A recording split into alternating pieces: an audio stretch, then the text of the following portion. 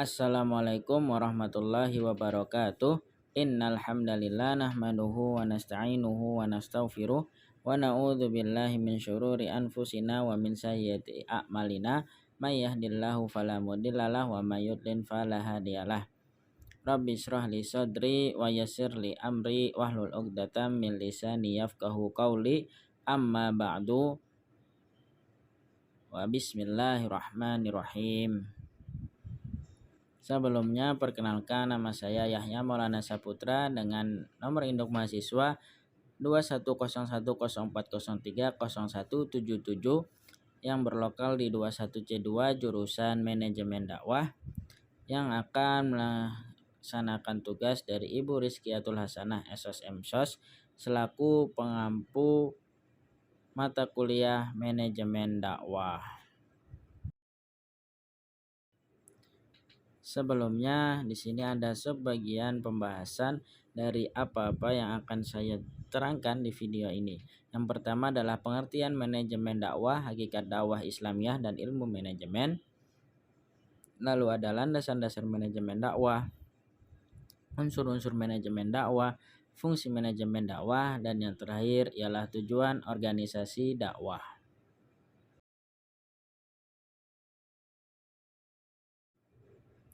Ya, langsung saja kita akan masuk ke pembahasan yang pertama, yaitu tentang pengertian manajemen dakwah, hakikat dakwah Islamiyah, dan ilmu manajemen.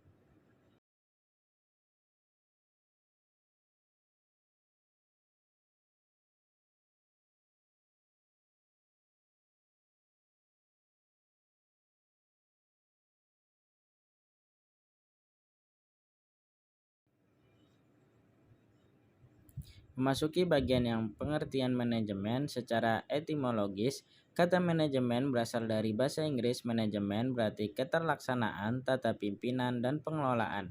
Artinya, manajemen adalah sebagai suatu proses yang diterapkan oleh individu atau kelompok dalam upaya-upaya koordinasi untuk mencapai suatu tujuan.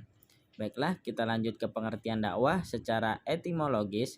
Dakwah berasal dari bahasa Arab, yaitu da'a yad'u da'wan, doa yang diartikan sebagai mengajak, menyeru, memanggil, seruan, permohonan, dan permintaan. Istilah ini juga sering diberi arti yang sama dengan istilah tablik, amar ma'ruf nahi mungkar,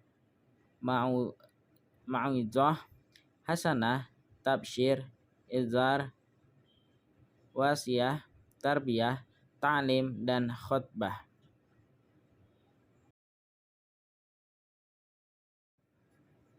Dari pengertian manajemen dan dakwah sebelumnya dapat disimpulkan bahwa manajemen dakwah merupakan suatu aktivitas dakwah yang dilaksanakan dengan menerapkan fungsi-fungsi manajemen dan memanfaatkan sumber daya yang ada untuk mencapai tujuan bersama. Jadi manajemen dakwah adalah aktivitas dakwah yang dikelola oleh prinsip-prinsip manajemen dengan melaksanakan fungsi-fungsi manajemen itu sendiri yang terdiri dari perencanaan, pengorganisasian, penggerakan, dan pengawasan. Hakikat dakwah Islamiyah ialah mengajak manusia kepada jalan Allah, pembangunan masyarakat, dan amar ma'ruf nahi mungkar.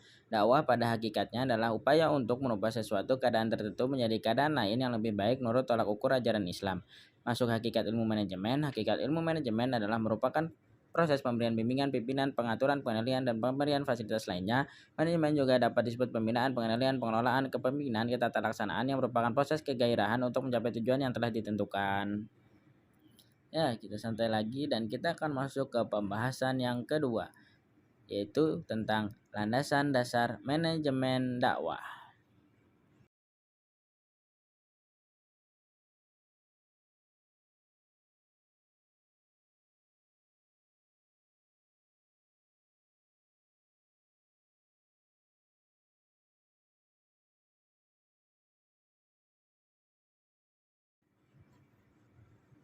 Landasan dasar manajemen dakwah terbagi menjadi dua. Pertama, landasan dasar nakliyah. Landasan dasar nakliyah adalah yang bersumber dari Al-Quran dan hadis, yang dalam hal ini peran akal hanyalah menghubungkan cabang permasalahan dengan cabang utama, karena informasi ini berdasarkan kepada otoritas syariat yang diambil dari Al-Quran dan hadis. Al-Quran dan hadis tersebut dijadikan pijakan sekaligus sumber mengapa dakwah akan terus dilaksanakan dan diperjuangkan oleh pengembangnya, yaitu umat Islam. Landasan dasar yang kedua yaitu landasan dasar akliyah. Pengertian akliyah secara etimologis adalah sesuatu yang berkaitan dengan akal termasuk jenis dan sifat yang berhubungan dengan akal. Akliyah menjadi metode atau cara yang digunakan seseorang dalam menyimpulkan, menghubungkan, dan mengolah informasi sesuai standar kaidah tertentu.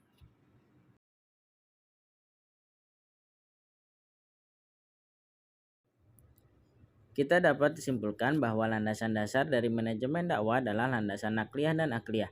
Landasan nakliyah adalah landasan yang berasal dari Al-Quran dan hadis. Al-Quran dan hadis tersebut dijadikan pijakan sekaligus sumber mengapa dakwah akan terus dilaksanakan dan diperjuangkan oleh pengembangnya yaitu umat Islam. Sedangkan landasan akliyah adalah landasan yang berasal dari akal. Landasan akliyah ini mencakup dua hal yaitu menghukumi dan menyimpulkan dan menghubungkan realitas sesuai informasi berdasarkan standar kaidah tertentu. Yaitu guys. Wah, sudah tidak kerasa kita sudah masuk ke pembahasan yang ketiga, yaitu tentang unsur-unsur manajemen dakwah.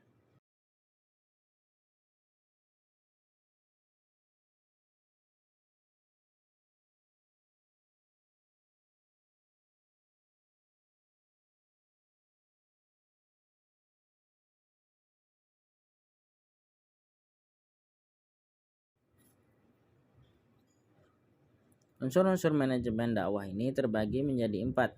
Pertama, takhlid atau perencanaan dakwah. Kedua, tahzim atau pengorganisasian dakwah. Ketiga, taujih atau pergerakan dakwah. Dan yang keempat adalah rikobah atau pengawasan dan evaluasi. Baiklah, kita masuk ke unsur yang pertama yaitu takhlid atau perencanaan dakwah. Tahdid atau perencanaan dakwah merupakan kegiatan awal sebagai penentuan terhadap langkah-langkah yang harus dikerjakan untuk mencapai tujuan dakwah yang telah ditetapkan. Adapun langkah-langkah yang dirumuskan yaitu sasaran atau tujuan dari organisasi tersebut, menetapkan strategi menyeluruh untuk mencapai tujuan dan menyusun hierarki yang dilengkapi dengan rencana-rencana untuk mengintegrasikan dan mengkoordinasikan kegiatan-kegiatan. Yang kedua ialah tazim pengorganisasian dakwah adalah pandangan Islam bukan semata-mata merupakan wadat, akan tetapi lebih menekankan bagaimana pekerjaan dapat dilakukan secara rapi, teratur, dan sistematis. Maksud yang ketiga yaitu taujih atau penggerakan dakwah. Penggerakan dakwah adalah inti dari manajemen dakwah karena dalam proses ini semua aktivitas dakwah dilaksanakan. Adapun pengertian penggerakan dakwah adalah seluruh proses pemberian motivasi kerja kepada para bawahan sedemikian rupa. Yang keempat ialah rikobah atau pengawasan dan evaluasi. Pengawasan dan evaluasi dakwah adalah suatu rangkaian atau suatu kesatuan dari fungsi manajemen dakwah.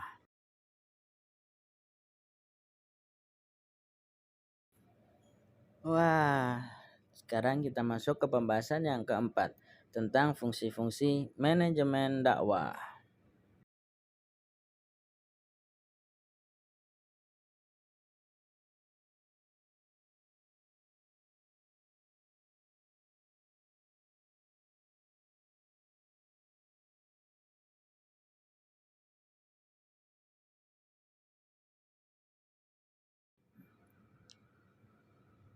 Fungsi manajemen dakwah merupakan rangkaian berbagai kegiatan dakwah yang telah ditetapkan dan memiliki hubungan saling ketergantungan antara yang satu dengan lainnya, yang dilaksanakan oleh orang-orang dalam organisasi atau bagian-bagian yang diberi tugas untuk melaksanakan kegiatan.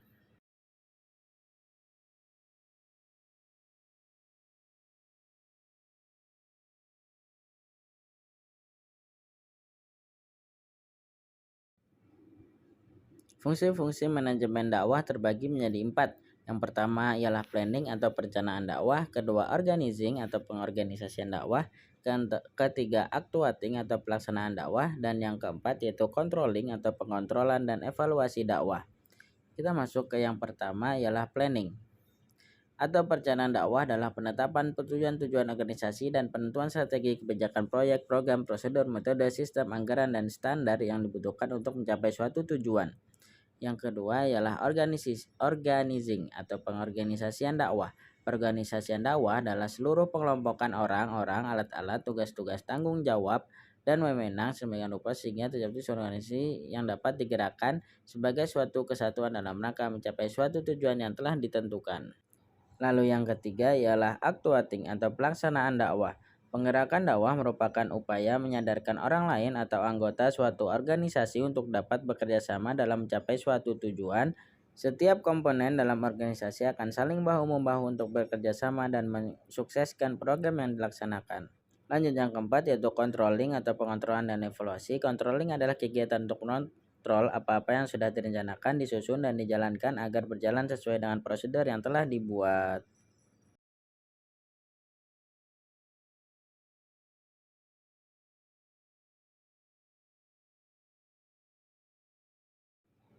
Ya, akhirnya kita masuk ke pembahasan yang terakhir, yang kelima, yaitu tentang tujuan organisasi dakwah.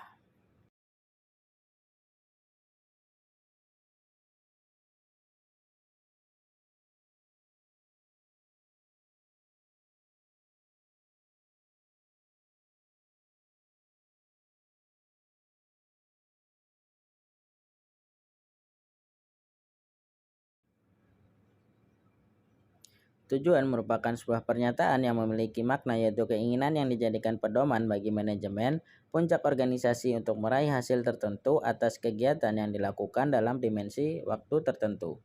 Organisasi dakwah yaitu usaha atau gerakan dakwah yang dilakukan oleh sekelompok orang yang tergabung dalam suatu wadah sebagai satu kesatuan dengan suatu sistem kerjasama yang terorganisir dengan baik untuk mencapai tujuan dakwah Islam. Masuk ke tujuan organisasi dakwah adalah mencapai sebuah goals dari tujuan dakwah itu sendiri. Karena hakikat organisasi dakwah ini tidak lain adalah mengejar atau mencapai tujuan dakwah. Untuk mencapai tujuan dakwah, setiap organisasi bisa saja caranya berbeda-beda, tetapi tujuannya sama, yaitu menegakkan amar ma'ruf nahi mungkar.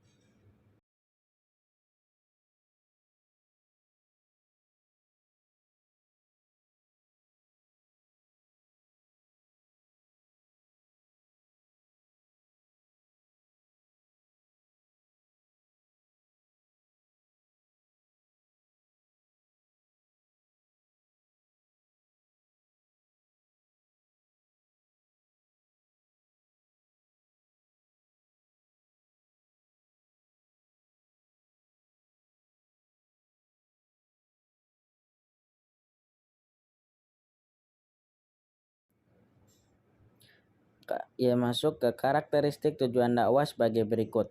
Pertama, sesuai atau suitable. Artinya tujuan dakwah bisa selaras dengan misi dan visi dakwah itu sendiri. Kedua adalah berdimensi waktu atau measurable time. Artinya tujuan dakwah harus konkret dan bisa diantisipasi kapan terjadinya. Yang ketiga, layak atau feasible. Artinya tujuan dakwah hendaknya berupa suatu tekad yang bisa diwujudkan, realistis. Keempat, luas atau fleksibel, artinya harus senantiasa bisa menyesuaikan, disesuaikan atau peka sensitif terhadap perubahan situasi dan kondisi umat. Kelima, mudah dipahami atau understandable, artinya tujuan dakwah harus mudah dipahami dan dicerna.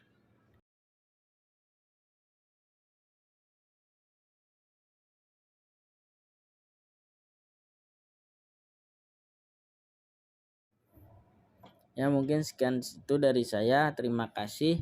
Salah kata dan lainnya mohon dimaafkan. Billahi bisabil haq. Fastabiqul khairat. Wassalamualaikum warahmatullahi wabarakatuh. See you.